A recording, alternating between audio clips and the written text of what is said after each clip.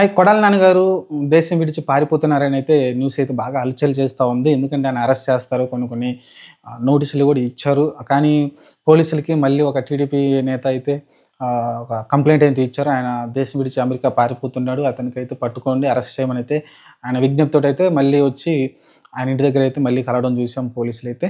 మరి ఇదంతా రీసెంట్‌గానే ఆయన బైపాస్ సర్జరీ కూడా చేయించుకున్నారు. ముంబై ఎళ్లి హార్ట్‌కు సంబంధించి సమస్యతో బాధపడ్డారు. అది పూర్తిగా కోలుకున్నట్టు తెలుస్తుంది. ఆయన నిన్న బయటకొచ్చినప్పుడు మాట్లాడినప్పుడు కొన్ని మనం విజువల్స్ చూసాం. ఆయన బాగానే ఉన్నట్టయితే క్లియర్‌గా అర్థమవుతుంది. యాక్టివ్‌గానే ఉన్నారు ప్రస్తుతానికైతే.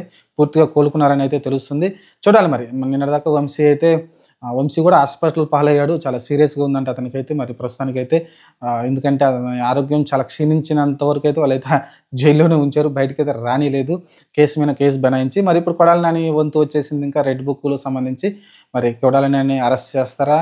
ఇప్పుడు ఒక పక్కన జగన్మోహన్ అరెస్ట్ అంటున్నారు. మరి ఒక పక్కన కొడాలి నాని అరెస్ట్ అంటారు. ఇంకా ఎంతమంది అరెస్ట్ అవుతారో తెలీదు. ప్రస్తుతానికైతే రెడ్ బుక్ అమలు చాలా స్ట్రాంగ్‌గా ముందుకెళ్తూ ఉంది.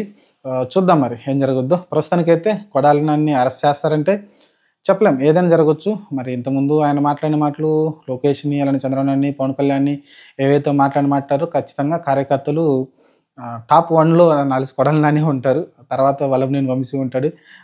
కాబట్టి కొడాలి నానికి కొంచెం బెనిఫిట్ ఏమొచ్చిందంటే రీసెంట్‌గా బైపాస్ సర్జరీ చేయించుకున్నారు కాబట్టి దాని మీద కూడా బెయిల్ వస్తుంది. ఆయన కొంచెం వీక్‌గా ఉన్నారు. అరెస్ట్ చేస్తే కొంచెం ఇబ్బందవుతుందని బెయిల్ తెచ్చుకోవచ్చు. వంశీనంత కష్టపెట్టే అవకాశం అయితే లేదు కొడాలి నానికైతే.